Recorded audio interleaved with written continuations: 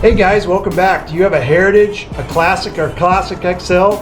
Thinking about installing Livescope in your graphs and just don't know what to do? Looking for some ideas, some helpful tips? I put together an install video of things I've done that may be useful for your project. Stay tuned. So I went ahead and took this cover off here and ran my 10 gauge duplex wire coming directly from here, the battery compartment. We ran that all the way up. I've taken this off to run the wires up underneath, and as we see, we'll follow that all the way down here. And I went and connected a fuse block up here. I decided to do it this way because I felt like one long run up here to the fuse block and have everything coming off of that was better than having the fuse block mounted under the console, and then I would have longer runs coming back again for the unit. So now everything's close up here. I did take this cover off obviously to make that happen. I'll point out some things that will help you with your install here. You know, initially this is just a little oval space. Previously, when I installed this stowaway mount, I went ahead and just cut this out. This will make life a lot easier for you to get your hands and things up underneath here to do what you need to do up here. Likewise, when I mounted my motor guide, same oval little compartment, I just cut that out. It made things a lot easier to install as opposed to trying to reach through this little bitty space. I know that's kind of off track there, but I wanted to point that out to you guys. Something else I wanted to point out to you guys that's going to help you is on this cover, if you notch this out and cut your carpet a little bit, this will help facilitate getting more wires through there. Likewise, I notched this little portion out here again to better accommodate the wires going through here. We have our fuse block. Each one of these units has their own little place here. I've obviously got my main coming into the fuse box and unit Livescope. Okay, and while I was doing the Livescope or the GLS 10 box, I went ahead and put it on a switch, as you can see there. That way, if I'm not running the scope, it's not running my black box, so I can cut this off independently here. Okay, again, I have everything run back to the box, and I'm going to run this box is going to sit back underneath the console, back down under here, and I'll show you exactly how that's going to sit. I wanted to put it up under the console because it'd be out of the way and it will be in the shade. I've noticed that some people were actually mounting those things on the deck up here off their pedestal mounts. The thing that concerns me about doing that here in Texas is that it gets so hot, and you want to keep that box as cool as possible, right? Because it's gonna heat up. So I felt like under the console was the best place to do that. Basically, now all we have to do is we can tuck all this back up underneath here and get it out of the way, and then we'll do our cable management.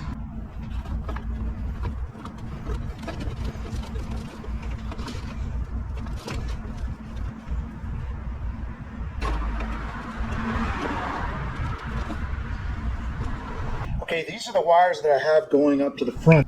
So we're gonna go ahead and bundle these guys so they look nicer. So this is the product that I'm going to use for my cable management. It's this stuff here, but it's split sleeve, meaning that you can wrap your stuff around it and you don't have to worry about sliding stuff up through it. So that's what I'm going to use. We're gonna see how that looks. You can wrap your zip ties around that.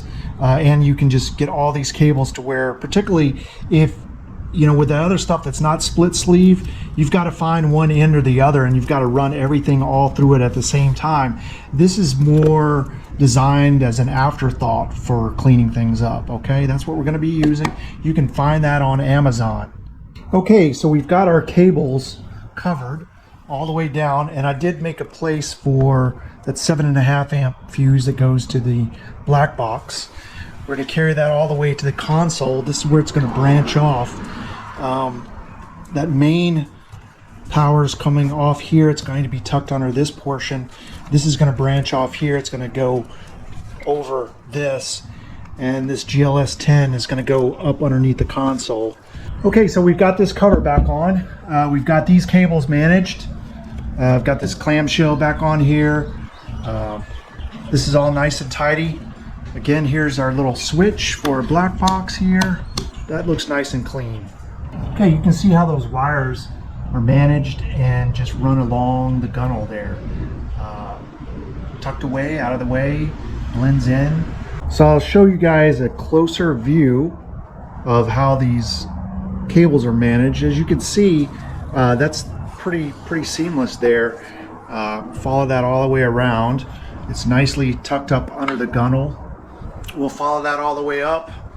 I tied all this in nicely. I did put a clamp here where all this comes together to give it some more support up here. But this thing is not going anywhere. As I was saying, we ran our GLS 10 around this way and under the console, and that's a mind-blowing idea. This box just basically wedges in between this place right there, and it rides with no issues. Now let's take a look at the units that I'm actually running here. This is a 126 SV 12-inch with a 93 SV on top. I'll take you around to the back side and show you how I have this all hooked up. So first and foremost, this is a 1-foot crossover cable that basically connects both of these units together. Now you might point out, well, hey, that's not a waterproof connection, and you're absolutely right, it's not. However, I don't really think that it's going to be an issue. This is a $6 cable. Go look at what it costs from Garmin. And likewise, the shortest length that they have is 6 feet. So you're going to have a 6-foot cable making a 12-inch span. So you're talking about a big extra bundle of wires that you may not need. I've got, again, these are networked together. We've got the Livescope is hooked up to the 12-inch. The sonar that I run on my trolling motor, the GT54 transducer, is actually hooked up to the 9. Now what this allows me to do is I can run both of these with Livescope. I can run this one just with Livescope and this with the other transducer or maps, or any combination of the two. I can switch back and forth. Okay, now the switch down here, someone may wonder, why did you put it on an independent switch? Now I am fully aware that you're able to cut off the transducer or the Livescope from the screen. However, even when that thing is cut off, you still have power going to that black box. So I felt to conserve power when not in use, is just cut it off. And the easiest place is just right here at the switch. You know, if I just flip the switch, I can have it up in seconds. So it's 6 of one, half a dozen of another. You know, I opted, because I was doing this install, to do a switch. Do you need to do a switch? That's completely up to you. Now you might also have some questions or feelings about running the fuse panel up underneath this and thinking, you know, what if a fuse gets blown? You know, isn't that going to be difficult to get to? The problem, the more of a concern that I would have, is if you're having fuses that are blowing, you probably have a bigger problem than just how you're going to get to the fuse block. So while we're on the subject, I use a PVC pole for my Livescope pole, integrated with a Canon rod holder. It's been working really well, and again, I've got no reason to swap that out. Now, on the subject of these poles, you know, there's different factions, of course. You know, running on the trolling motor versus a separate pole, you know, we're not going to get into that debate. This is just the way I run mine. I can see the benefits of both. So there you have it. Now, if you are thinking about running an independent pole, I've seen a lot of things that I would advise against after having this one and running it for 3 years. Is if you're going to do your pole, only have it the length that you actually need to be in a sufficient amount of water. You don't need 4 feet in the water. It's just unnecessary. And what that's going to do, particularly if you're trolling at speed, you know, it's going to cause that pole to flex more. You know, the more that this resistance that you have in the water. So, you know, you want to ideally just have it enough to get the transducer fully submerged, okay? That's my advice on that. Don't do a single pole. Do it to where you have like 1.5 inches with 1.25 inches in the inside, so it gives it some extra rigidity. I am able to troll with this at speed. If I want to lock it in a certain perspective, I just twist this handle here and it stays, and I've not had any problems. Now, I know that they have these sea light poles. I drank that Kool-Aid. I actually bought one. I've seen them installed on other people's boats, and hey, they're a great product, and different strokes for different folks, but mine is sitting right up there. And I'll tell you why, is because I went to mount it on here and I just felt like it just took way too much space. So for me, again, I'm back to the old PVC pole, more reliable. This pole just comes out of the holder just like this, and I just put it on the deck and store it just like that, and I just secure it with a strap if I'm going down the road, just like this. Hasn't bounced out yet. Go to put it back in.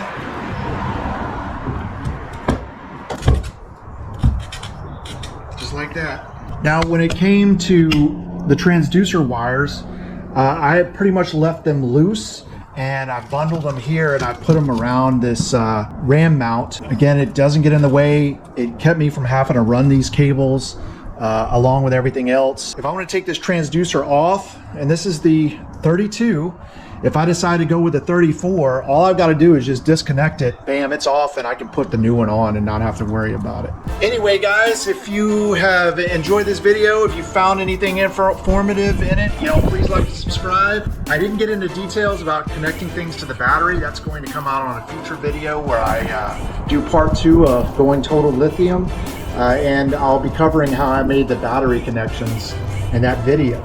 Again, thanks for watching, and we'll see you next time. Bye-bye.